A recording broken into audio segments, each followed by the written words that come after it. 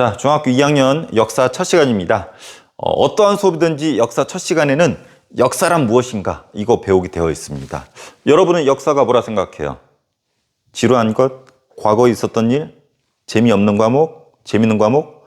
여러분 나름대로 역사란 무엇인가 물어봤을 때 답변을 하겠죠. 다 정답입니다. 본인만의 역사관이라고 해요. 바라볼 관자 써서. 근데 보통은 역사학자들은 이 두 가지로 역사가 정의가 된다라고 얘기를 합니다. 먼저 사실로서의 역사. 이것은 과거에 있었던 사실 그 자체를 말하는 겁니다. 그래서 있었던 그 자체이기 때문에 객관적이죠. 그리고 주관이나 편견 같은 생각이 들어가지 않아요. 랑케라는 사람이 주장했던 것이죠. 반면에 기록으로서의 역사는 누군가 기록을 하잖아. 옛날에 있었던 일을 기록을 하면서 이 역사학자의 생각이 들어간다는 거죠. 그래서 역사가가 과거의 일을 해석하고 재구성하고 주관적인 생각을 반영시켜서 기록을 하기 때문에 기록으로서의 역사라고 합니다. 선생님 예를 들어 볼까요? 사실로서의 역사. 이거부터 볼게요. 우리 안중근 들어봤죠? 안중근이 누굴 쏴주겠나요? 일본의 이토 히로부미를 쏴주겠죠? 선생님 이렇게 말해 볼게요. 안중근이 하얼빈역에서 이토 히로부미를 쏴주겠다. 과거에 있었던 그 자체죠. 이런 것들은 사실로서의 역사입니다. 있었던 그 자체, 객관적이기 때문에. 근데 이렇게 말하면 어떨까요? 우리의 영웅 안중근이 우리의 역적 이토 히로부미를 쏴주겠다. 어때요? 좀 다르죠? 영웅이라고 안중근에 대해서 해석을 했죠. 그리고 이토 히로부미를 역적이라고 해석을 했죠. 이렇게 기록을 한 사람의 생각이 들어갔기 때문에 이것은 기록으로서의 역사입니다. 기록으로서의 역사를 주장한 대표적인 사람이 E.H. 카라는 사람이에요. 자동차를 좋아했나 봐. 그래서 이름 자체가 카예요. 그래서 이 사람은 이런 표현을 썼습니다. 역사란 현재와 과거가 대화하는 것이다. 과거에 있었던 이 자체를 역사가가 해석하면서 대화를 나눈 것이다. 현재 역사가가 과거의 것을 보면서 대화하는 것이 역사이다. 대화하면서 생각이 들어가잖아. 그래서 보통은 역사는 이 두 가지로 정리한다라는 거 구별해서 예시까지 알아두면 더 좋을 것 같아요. 그 역사가 한자로 이렇게 되어 있습니다. 한자 어원을 봐도 이런 게 드러나 있어요. 요거 역자인데 과거에 있었던 사실 자체를 말하는 글자예요. 역사할 때 사자예요. 기록이란 뜻입니다. 기록 사자 해가지고. 그래서 사실로서 역사, 기록으로서 역사. 역사란 단어 쪽에도 이 두 단어가 섞여 있는 것이 역사라는 거죠. 그래서 어원으로 보더라도 역사는 있었던 사실, 해석 두 가지가 들어간다라는 거. 근데 우리가 과거에 여러 가지 일들을 알 수 있잖아요. 광기토 대왕이 넓은 땅 차지한 거 누구나 다 알죠. 어떻게 알 수 있어? 과거에 뭔가 근거가 있다라는 거죠. 그래서 과거를 알 수 있게 해주는 이런 자료들을 사료라고 부릅니다. 강아지나 고양이가 먹는 이 사료가 아니에요. 물론 그것도 맛있겠지만 역사적으로 맛있는 것은 이 역사재료, 요 사료입니다. 그래서 한자예요. 역사재료이다. 그래서 과거를 알 수 있게 해주는 옛사람들이 남긴 모든 흔적을 사료라고 할 수가 있어요. 그래서 여기 막 낙서 같은 거 있잖아요. 이런 것도 과거를 알 수 있게 해주기 때문에 사료가 될 수 있습니다. 그래서 역사가들은 이 사료를 보고 해석하고 연구를 하죠. 그래서 대표적인 사료들이 이런 것들이 있어요. 유물, 남겨진 물건. 예를 들면 빗살무늬 토기. 이렇게 땅을 팠더니 이렇게 빗살무늬가 있는 뭔가 발견이 되었어. 그리고 여기 곡식이 발견됐어. 사람들이 빗살 모양의 토기에 곡식을 담았다라는 것은 농사를 지고 곡식을 보관했구나. 알 수가 있죠. 과거 알 수 있게 해주니까 유물, 사료가 됩니다. 유적, 옛날 사람들이 살던 공간, 움집 같은 거 이렇게 해서 이렇게 움집을 지었었죠. 보니까 가운데 불을 탄 흔적들이 보여. 과거 사람들은 이렇게 동그랗게 바닥을 파고 가운데 불을 피워서 추위를 피했구나. 알 수 있게 해주죠. 과거 알 수 있게 해주니까 이것도 사료가 될 수 있죠. 그 중에서 이런 것을 유적이라고 부릅니다. 기록, 누군가 친절하게 적어놨어. 대표적인 거 삼국사기 예를 들어볼게요. 삼국사기 누가 썼는지 아나요? 고려시대 학자였었던 김부식이라는 사람이 쓴 삼국사기예요. 우리나라에 있는 역사책 중에 가장 오래된 역사책인데 우리가 알고 있는 삼국시대 이야기의 거의 대다수는 여기에 쓰여져 있습니다. 광개토 대왕이 땅을 넓힌 거, 지증왕이 거시기가 상당히 길게 그려놓은 거. 지증왕 이야기한 이유는 우리 수업 때 많이 얘기했기 때문에. 그래서 삼국사기를 보면은 삼국시대 이야기, 의자왕이 항상 의자에 앉았었던 이런 이야기들 여기 다 나옵니다. 그래서 친절하게 다 써놓은 거지. 그래서 이런 것들을 기록. 그래서 사료하면은 이 세 가지 있다라는 거 구별할 수 있어야 되고, 근데 사료라고 해서 무조건 믿으면 안 돼. 구라도 있거든. 예를 들어 볼까요? 김부식의 김, 경주 김씨입니다. 이 표현은 김부식은 어디 출신의 후예냐면 신라 출신의 후손이라는 거지. 그래서 김부식은 신라를 되게 좋아합니다. 신라의 라이벌이었던 어디? 백제 같은 경우는 별로 안 좋아했어. 그래서 신라는 좋아하고 백제는 별로 안 좋아하기 때문에 삼국사기에서는 신라를 되게 좋게 써놨고 백제는 별로 안 좋게 써놨어요. 대표적인 거 예를 들어볼까요? 의자왕. 아까 선생님 농담으로 의자에 맨날 앉아 있었다 그러는데 되게 똘똘했던 왕이에요. 근데 삼국사기 보면은 의자왕에 대해서 별로 안 좋게 써놨죠. 대표적인 게 삼천궁녀 이야기. 궁녀, 본인이 거느렸던 여자가 궁궐 내에 3,000명이나 있었대.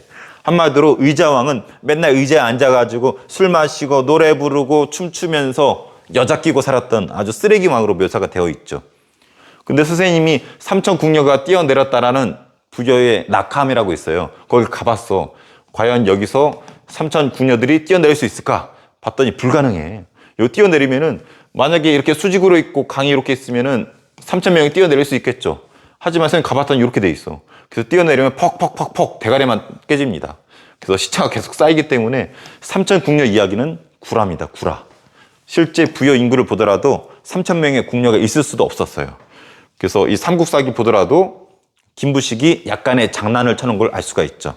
그래서 이런 거 이렇게 구라를 칠 수 있기 때문에 사료를 비판해야 됩니다. 비판. 그래서 역사를 연구할 때 삼국시대라는 주제를 선정해서 공부를 할 때 삼국사기를 수집하겠죠. 삼국사기를 볼 때는 비판적으로 봐야 된다는 거. 있는 그대로 보면 안 돼. 구라가 숨겨져 있습니다. 그래서 그 구라를 역사가 해설하고 서술을 하는 거죠. 아, 신라 출신의 김부식이라서 백제 의자왕을 안 좋게 써놨구나. 이렇게 해설을 할 수 있는 거죠. 이해되나요? 이것을 사료 비판이라고 합니다. 자, 역사 왜 배울까요? 역사 배우는 목적이 여러 가지 있겠지만 교과서적으로는 보통 이렇게 얘기합니다. 지혜를 얻으려고. 우리 학교에 김지혜 선생님 계시죠? 미인이십니다. 엉뚱한 얘기했네. 자, 과거에서 지혜를 얻으려고. 그러니까 과거에서 교훈을 얻으려고. 아, 나라가 국방을 소홀히 하면은 외적의 침입들이 있구나. 교훈을 얻을 수가 있죠. 현재를 이해하려고. 과거 일을 통해서 현재를 제대로 이해할 수 있어요. 우리 한일전 축구하잖아. 기를 쓰고 이기려고 그러죠. 지면 졸라 분해하잖아. 왜? 과거 일제강점기 때 일본이 한 행동을 알고 있기 때문에. 그래서 현재를 이해할 수 있잖아. 그리고 정체성 확인. 아까 얘기한 것처럼 일본한테 축구 지면은 막 다 같이 흥분하잖아. 가서 막 맥주 마시고 막 그러잖아. 이기면 다 같이 신나가지고 또 맥주 마시고 그러잖아. 맨날 술만 마시네. 근데 이게 한두 명도 아니라 우리 한민족, 우리 한국 사람들은 공통되게 감정을 가지고 있단 말이야. 정체성. 그래서 공유하게 되죠. 선생님 닮은 그 탤런트 공유 말고 다 같이 공유한다라는 거죠. 그래서 한국인으로서의 정체성을 가질 수가 있고 또 미래를 전망합니다. 아, 국방이 소홀하면은 외적의 침입이 있어서 나라가 좆되는구나. 그러다가 똘똘한 왕이 생겨서 다시 복구하는구나. 또 망하고 복구되고. 그래서 패턴이라는 걸 읽을 수가 있어요. 그래서 교훈을 받아서 아, 국방을 소홀히 하지 않게 쭉 지속해야 되겠구나. 그리고 사고력과 비판력을 키울 수 있습니다. 역사라는 게 인간의 이야기잖아. 그래서 인간의 삶을 다룬 학문이기 때문에 거기서 여러 가지 머리가 복잡하게 돌아가면서 똘똘해집니다. 선생님처럼. 그래서 역사학습의 목적 여러 가지 있는데 상식적으로 한번 읽어보고 이건 상식입니다. 1979년을 20세기라고 불러요. 2024년을 21세기. 2122년은 눈치챘겠지만 22세기라고 부릅니다. 세기를 C라고도 표현합니다. 그래서 우리가 앞으로 역사 공부하기에 앞서서 세기라는 표현을 좀 알아두면 좋을 것 같아요. 참고로 선생님이 79년으로 한 이유는 선생님 태어난 해거든. 박정희가 이때 총에 맞아 죽었는데 그때 선생님이 응애 하고 태어났어요. 박정희가 죽었다는 그 뉴스 속보에 선생님 흥분해가지고 기저귀를 찢었었던 기억이 아직도 생생했던 1979년입니다. 참고로 선생님이 4월 9일 태어나가지고 다다음 주에 선생님 생일이에요. 축하해주세요. 제일 먼저 4월 9일 날 댓글 다는 친구한테 선생님이 맛있는 선물 줄게요. 그리고 24년 올해죠. 21세기. 그래서 선생님은 20세기에 태어나서 21세기에 살고 있고 21세기에 죽을 것 같죠? 22세기까지는 안 갈 것 같아.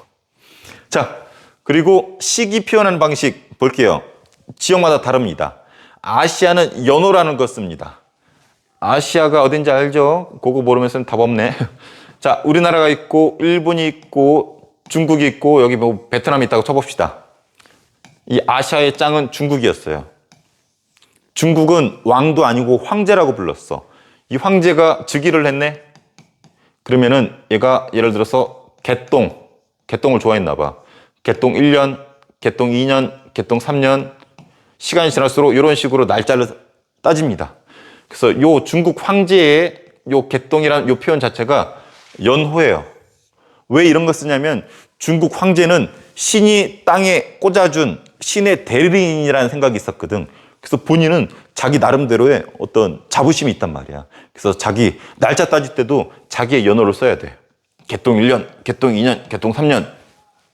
근데 얘가 죽었네. 그 황제가 또 바뀌겠죠. 아들인가 누군가 물려받았겠죠. 그럼 이 연호가 바뀌어요. 나는 소똥으로 할래. 그래서 소똥 1년, 소똥 2년, 소똥 3년 이런 식으로. 그래서 이 소똥은 이 황제의 연호가 되는 거예요. 그래서 연호를 썼고 문제는 중국만 쓴 게 아니라 이 연호를 베트남도, 우리나라도, 일본도 따라 썼습니다. 왜? 중국이 세니까. 중국이 세니까 이 연호를 그냥 같이 쓴 거야. 그래서 비슷해요. 그래서 우리나라에서도 중국의 연호가 박혀 있는 것들이 발견이 되지. 그러면은 날짜를 따져보면은 몇 년인지 알 수 있겠죠. 그래서 이게 연호예요. 황제가 즉위했을 때를 기준으로 해서 따지는 이 날짜 기준법을 아시아에서는 연호라고 썼습니다. 근데 중국만 연호를 쓴 게 아니야. 우리나라도 연호가 있었어. 영락, 광무. 이거 말고도 몇 번 있었지만 가장 대표적인 연호가 영락과 광무입니다. 영락, 누구 연호인지 알아요? 눈치챘군요. 선생님이 좋아하는 광개토대왕. 내년에 여러분 3학년 역사 때 배우겠지만 광개토대왕은 요 만주벌판 차지해 있었던 엄청난 왕입니다. 그래서 이름 자체가 광개토, 널리 땅을 차지했다는 뜻이거든. 이름 자체가 말해주다시피 땅 따먹기 귀재입니다. 그래서 중국이 있었지만 중국보다도 셌어. 그래서 중국 거 굳이 따라할 필요가 없었죠. 나도 짱깨 새끼들 내가 더 센데 해가지고 광개토대왕이 스스로 연호를 썼습니다. 영락. 그래서 영락 4년은 광개토대왕이 즉위한 지 4년째 되는 해인 거죠. 여담이지만 광개토대왕 땅 엄청 차지했잖아요. 말 타고 개마무사를 해가지고 싸움도 졸라 잘해. 철갑 둘은 이 군인들이 뛰어라 하고 막 찌르는데 당할 자가 없었어요. 근데 너무 무겁잖아. 목마르잖아. 그래서 광개토대왕이 이 넓은 만주벌판 차지하고 나서 따먹었었던 음료수가 있죠. 음료수. 이 음료수가 지금까지도 편의점에 전해주잖아. 뭔지 알아요? 광개토대왕이 즐겨 마셨던 이 음료수, 지금도 전해오는 그 전설 속의 음료수. 맞아요. 게토레이. 광개토레이. 선생님 피곤해서 그러니까 이해해 주세요. 농담입니다. 자, 광무는 우리 조선 거의 끝무렵의 왕 고종의 연호가 광무입니다. 그래서 우리도 독자적인 연호가 있었다. 그래서 중국이 우리나라랑 비등비등하게 우리가 힘이 셌었을 때 연호를 썼었다. 서양은 석이라는 연호를 쓰죠. 그래서 예수 탄생의 기준입니다. 아까 이런 것들이 석이에요. 석이. 서양 애들이 쓰는 걸 우리가 지금 따라 쓰고 있는 거야. 기준은 예수님 탄생입니다. 예수님 탄생을 기준으로 후가 기원 후, 예수님 탄생 전을 기원 전 이렇게 부릅니다. 영어로 before Christ. 크라이스트가 예수님, 예수님 탄생 전, after 이렇게 부르죠. D가 뭐였는지 찾아보세요. 갑자기 헷갈리는데 결론적으로는 예수님 탄생 후를 기원 후라 부릅니다. 그래서 예수가 탄생한 뒤 이유를 기원 후, 그 전을 기원 전. 그러니까 2024년은 뭐야? 예수님이 탄생한 지 2024년이 지난 해가 되는 거죠. 여기 나와 있네요. 2024년은 예수님이 탄생한 지 2024년이다. 근데 우리나라는 또 단기라는 게 있었어요. 우리의 최초의 국가가 고조선이잖아. 그래서 고조선이 서기로는 예수 탄생 전 2333년이래요. 이때를 단군 할아버지를 기준으로 해서 단기 1년 이렇게 부릅니다. 그래서 따져보면은 예수 탄생 전에 2333년이니까 그 후 지금은 2024년 지났으니까 요거랑 요거 더한 것이 단기 4357년이 되겠죠. 또 불교 신자들은 불기를 또 사용합니다. 석가모니 알죠? 석가모니 불교 창시자 석가모니가 사망한 걸 기준으로 불기를 따지기 시작합니다. 그래서 현재가 2024년인데 불기 이것도 예수 탄생 전 5444니까 544 더하기 2024년 하면 2568년에서 불교에서 쓰는 시기 구분법이 있습니다. 이슬람교는 약간 달라. 뒤에 배우겠지만 무함마드라는 사람이 있는데 메카에서 메디나로 종교적인 이유로 도망갑니다. 이때부터를 이슬람교가 날짜를 따지기 시작합니다. 여기 잘렸는데요. 이것을 이슬람교 헤지라, 이 사건을 헤지라라 부르거든. 이 헤지라부터 해가지고 이슬람교는 날짜를 따지기 시작합니다. 중요하진 않지만 우리가 주로 쓰는 거 자주 나오는 것이 지금 쓰는 석이랑 아시아에서 황제들이 썼었던 연호, 요 정도는 알아야지 뒷부분을 이해하기가 좋습니다. 자, 뒷장 볼게요. 자, 사료 중에서 물건이니까 유물이죠. 사료 중에서 흔적지니까 유적이죠. 사료 중에서도 기록물이죠. 요 기록물은 선생님 보니까 이거 조선왕조실록이네.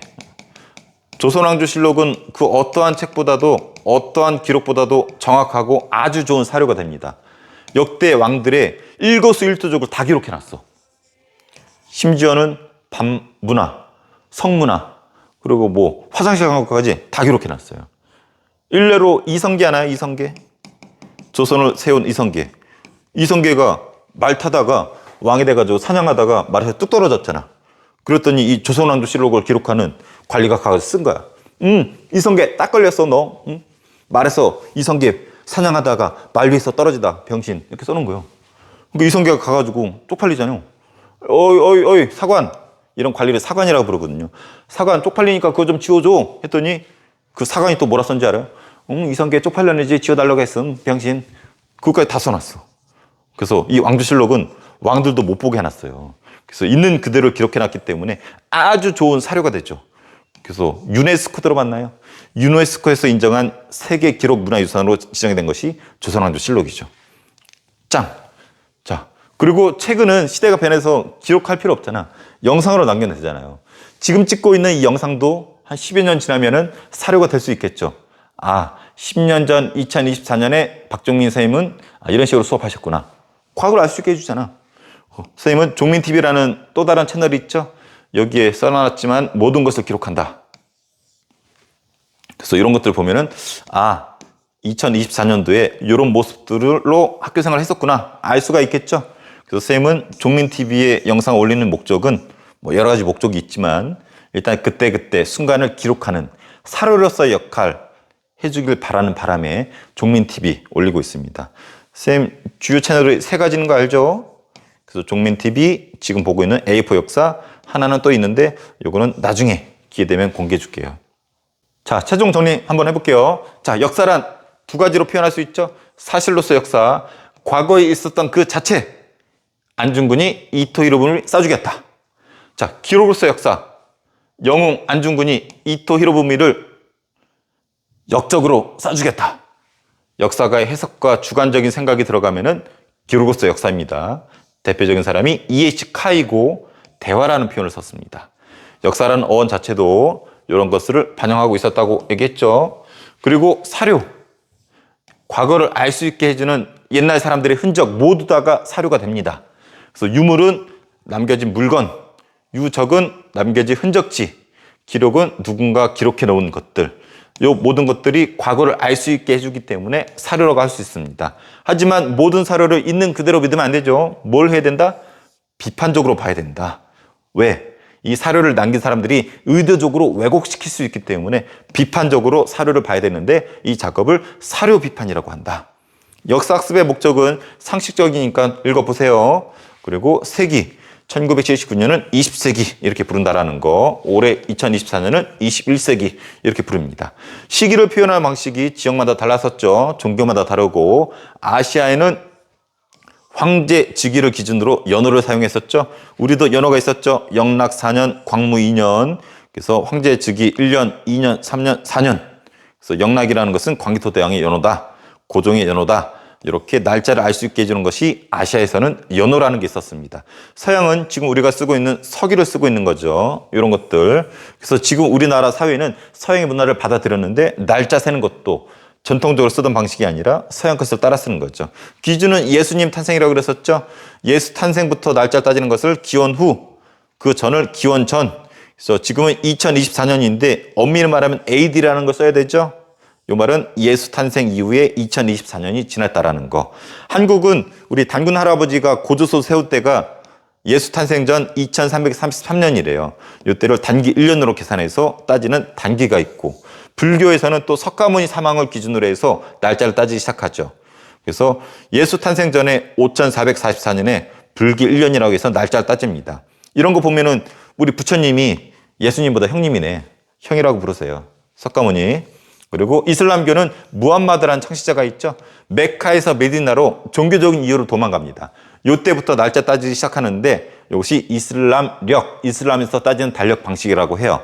근데 이 사건 자체를 뒤에 배우겠지만 헤지라라고 합니다. 헤지라. 자, 그리고 대표적인 유물, 물건, 흔적지, 유적, 기록물, 그리고 현재는 영상, 이런 것 자체도 다 사료가 된다. 선생님이 영상 앞에서 막 춤을 추잖아요. 이것도 사료가 되죠. 아, 2024년 3월 마지막 날 언젠가 종민쌤이 영상 찍다 말고 춤바 춤췄다. 자, 복습 한번 해보세요.